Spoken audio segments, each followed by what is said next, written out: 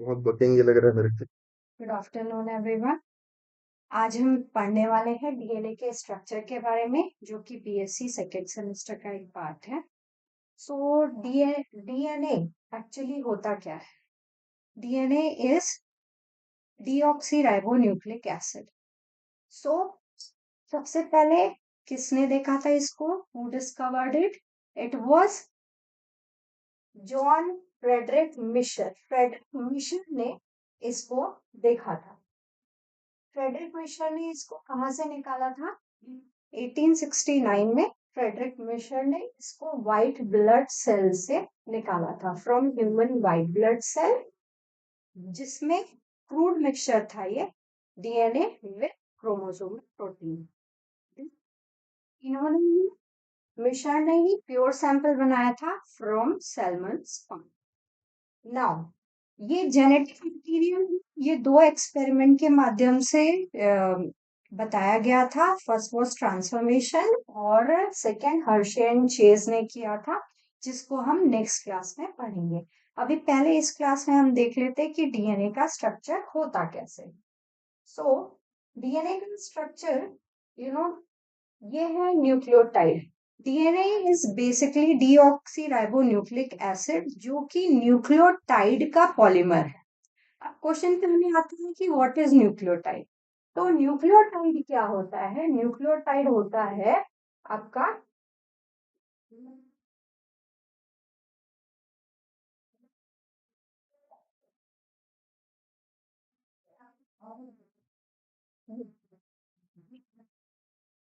Ribose base.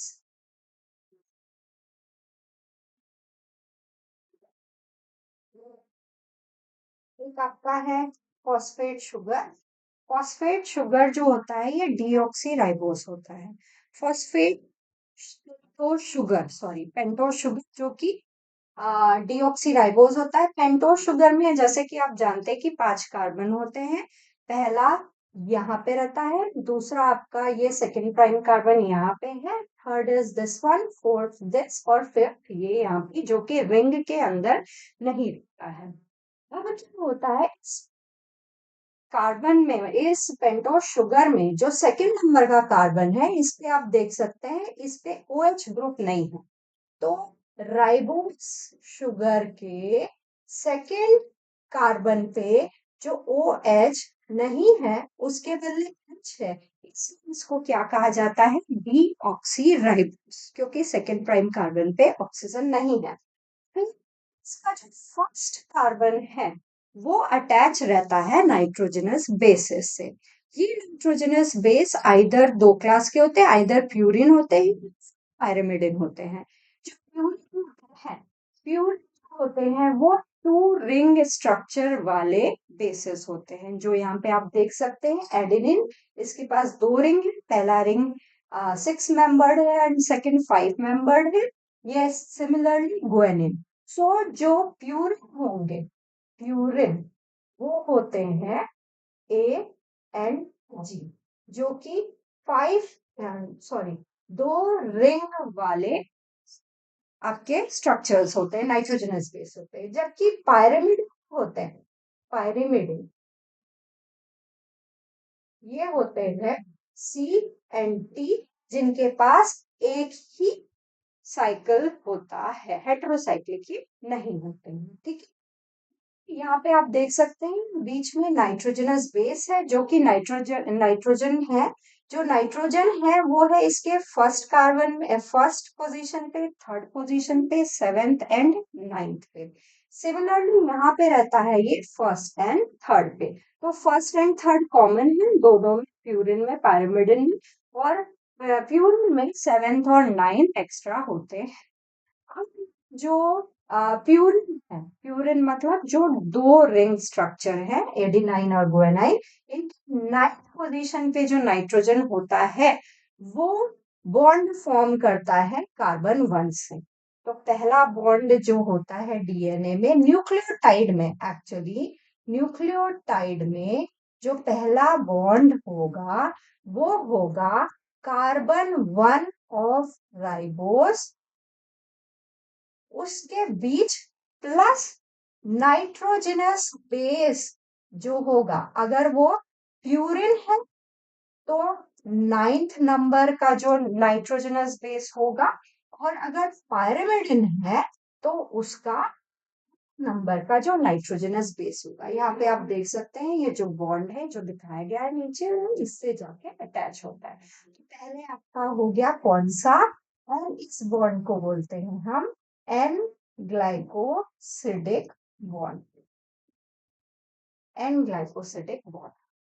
फिर दूसरा bond हो गया, ये दोनों हो गए। अब इसके बाद फिफ्थ नंबर पे यहाँ आप फॉस्फेट ग्रुप जुड़ा हुआ देख सकते हैं, और इस बॉन्ड को बोलते हैं सिंपली फॉस्फेट बॉन्ड। ठीक है, तो ये दो हो गए जो कि न्यूक्लियोटाइड के अंतर्गत है। अगर न्यूक्लियोसाइड हम बोलते हैं तो न्यूक्लियोटाइड मतलब होता है तीन चीजों को मिला के, पहला आपका राइबोस शुगर, दूसरा nitrogenous base, and phosphorus phosphate वाला पूरा ट्राइफॉस्फेट का ग्रुप।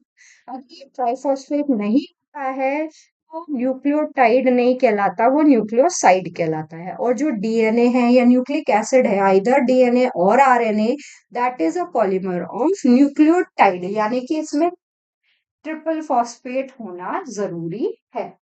अब ये हो गया हमारे में। अब हम नेक्स्ट आते हैं, जो ये एक न्यूक्लियोटाइड के बाद जो आ, दो न्यूक्लियोटाइड, ये एक पूरा न्यूक्लियोटाइड, ये एक न्यूक्लियोटाइड वन हो गया। इस न्यूक्लियोटाइड वन में, इस न्यूक्लियोटाइड वन में और न्यूक्लियोटाइड टू के बीच में, न्यूक्लियोटाइड वन और न्यूक्लियोटाइड टू के बीच में जो बॉन्ड है वो कहलाता है फॉस्फोडाइस्टर बॉन्ड।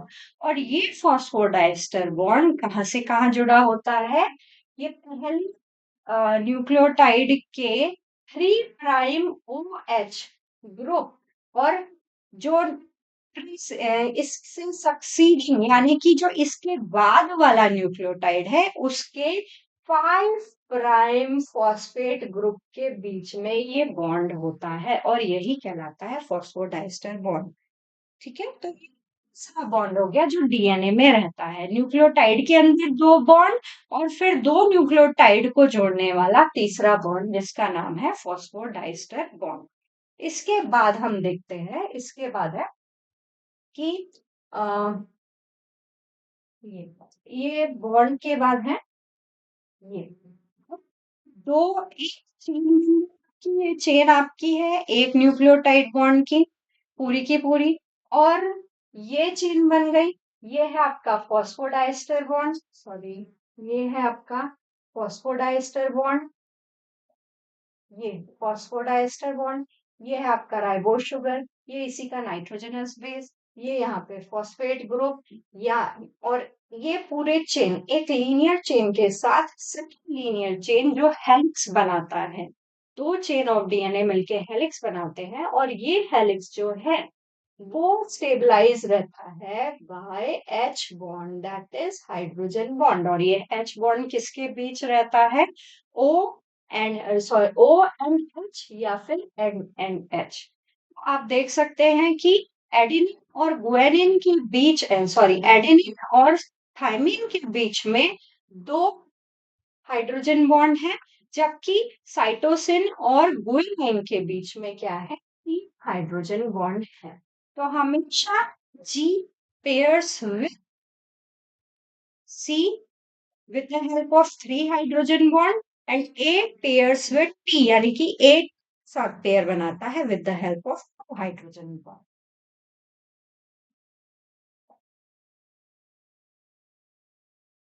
वॉटसन ने डीएनए का स्ट्रक्चर बताया था, और इसको बताने के लिए उन्होंने मेनली चार चीजों का प्रयोग किया था। पहला था बहुत सारा बायोफिजिकल डाटा।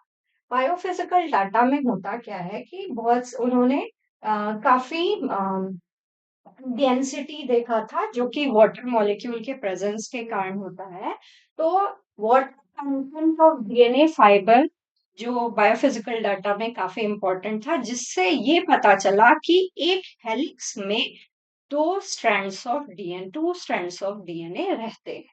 सेकंड जो उन्होंने डाटा का प्रयोग किया था वो था एक्स-रे डिफ्रैक्शन डाटा, जो कि मेनली रोजालिंड फ्रैंकलिन ने डिड्यूस किया था। और उन्होंने की डायमेंशन स्ट्रक्चर इसके बताए थे कि हाइट कितना होता है, पिच कितनी होती है, एक हेलिक्स का लेंथ कितना होता है, ये सारी चीजें उन्होंने बताया था। डायमीटर कितना होता है, ये सब पता चला था through X-ray diffraction pattern by Rosalind Franklin. Base ratio ये बताया था इरविन कारगाफ ने। इन्होंने बहुत सारे ऑर्गेनिजम्स के डीएनए को ऑब्जर्व किया और उन्होंने ये देखा कि ए ऑलवेज बेस पेयर, मतलब एक जितना क्वांटिटी था एडेनिन का उतना ही क्वांटिटी टी का भी था, और सी का जितना था वो टी का भी था। यानी कि जितना सी होगा उतना ही जी होता था उसमें। कभी भी proportion percentage of adenine in a DNA was equal to the percentage of thymidine in the DNA. Similarly, C का जितना परसेंटेज था किसी भी डीएनए में, किसी भी ऑर्गेनिज्म में, उतना ही परसेंटेज जी का था, यानी कि दोनों बराबर मात्रा में मिलते हैं। और जो लास्ट चीज जो वॉटसन एंड क्रिक ने दी किया था वो था मेजरली मॉडल बिल्डिंग का, जो ये सारी चीजों को ध्यान में रखते हुए इन्होंने मॉडल बनाया था।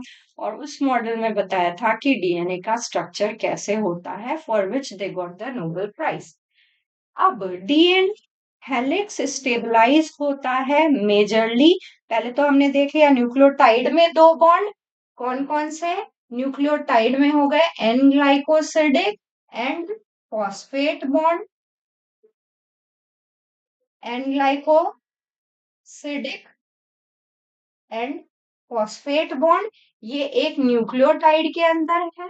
फिर न्यूक्लियोटाइड से न्यूक्लियोटाइड, ये दो जब जुड़ते हैं तो उसका जो होता है वो फॉस्फोडाइईस्टर बॉन्ड होता है।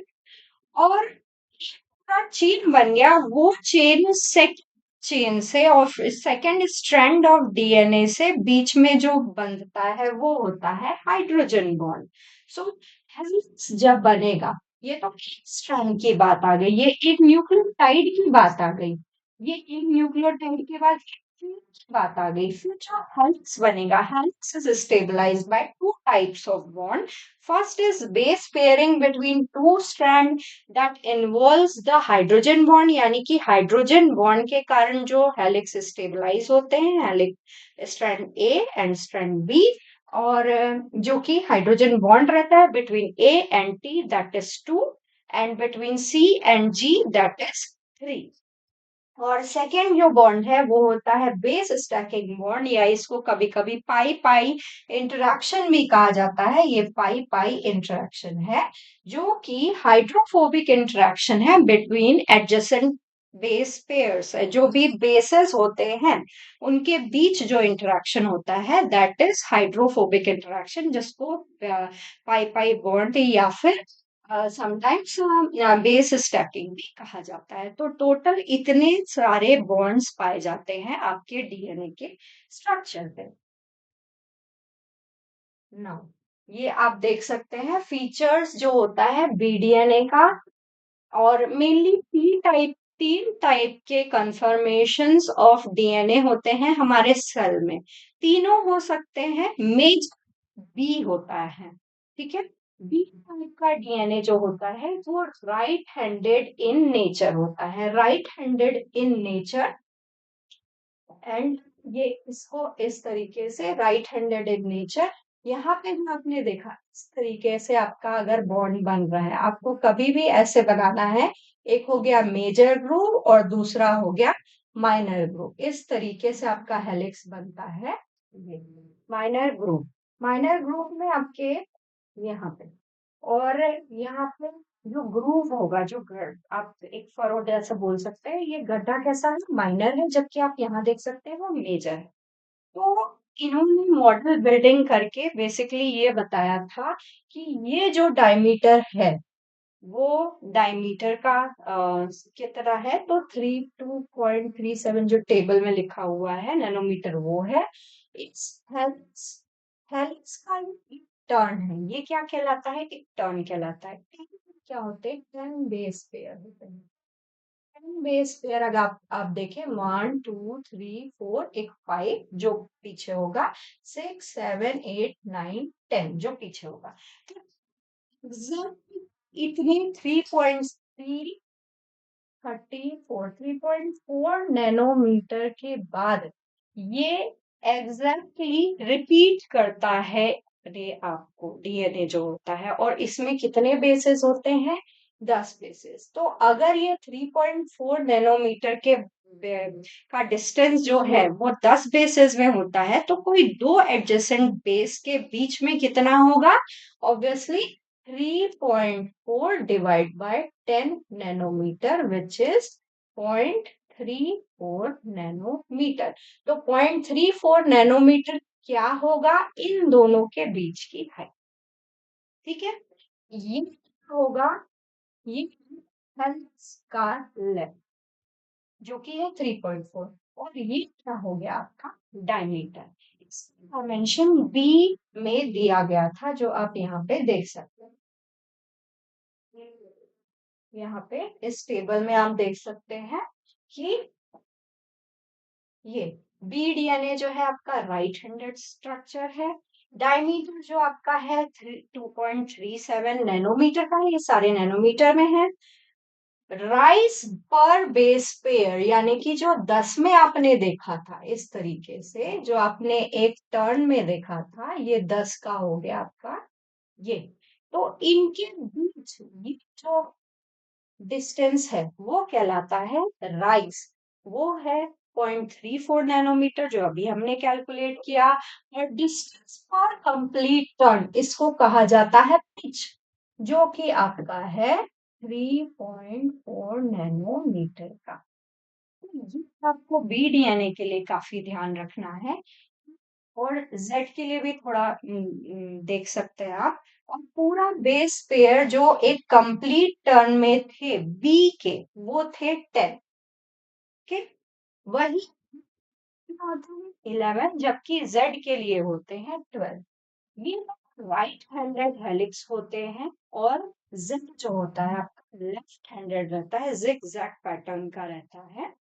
इसमें देख सकते हेलिकल डायमीटर इसका जो है वो बीच का है 2.37। इस डायमीटर बड़ा रहता है 2.55 किसका, ए का। मेजरली 90% हमारा बीडीएनए ही रहता है। ठीक है, 2.5 नैनोमीटर यानी कि ये वाइडर है, थोड़ा मोटा है ए वाला। और जबकि जेड डीएनए 1.84 जो कि थोड़ा नैरोअर डीएनए रहता है बी से। फिर सिमिलरली जो राइस यानी कि जो ये राइस है, ये राइस इसका था 0.34 नैनोमीटर का, और 0.34 नैनोमीटर का। तो ये 0.34 का नैनोमीटर, यहाँ पे राइस कितना छोटा, कम है, यानी कि ये ज्यादा पास है। एडीएनए के जो बेसेस होते हैं वो ज्यादा पास रहते हैं, वो रहता है 0.29 का। और ये थोड़ा और दूर रहते हैं कंपैरेटिवली बी से, जो कि होता है 0.37। कंप्लीट डिस्टेंस पर टर्न जो पिच होगा, यानी कि 10 इसमें है, तो 0.34 एक टर्न में 10 है, तो इनका कंप्लीट टर्न बेसिस आ जाते हैं ये।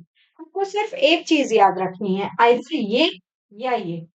आपको आराम से ये नंबर ऑफ बेसिस याद हो जाएंगे। यहाँ पे बी में 10 है, ए में 11 है, जेड में 12 है।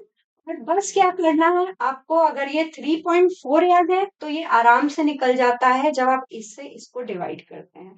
सिमिलरली अगर आपको 3.2 नैनोमीटर याद है तो 3.2 डिवाइड बाय 11 करेंगे तो आपका 0.29 निकल जाएगा। उसी तरीके से 4.5 डिवाइड बाय 12 करेंगे तो आपका 0.37 निकल जाएगा।